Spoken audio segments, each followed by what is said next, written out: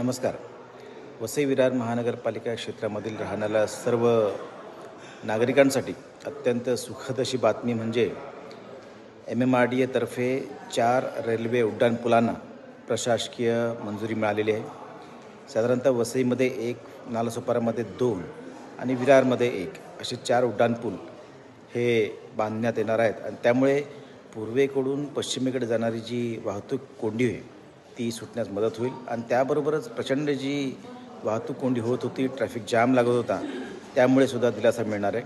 आणि त्याच्यामुळे ह्या प्रशासकीय मान्यता दिल्यामुळे मी राज्य सरकारचे विशेषतः माननीय उपमुख्यमंत्री देवेंद्रजी फडणवीस, माननीय मुख्यमंत्री एकनाथजी शिंदे आणि उपमुख्यमंत्री अजितदादा पवार यांचं विशेष आभार मानतो.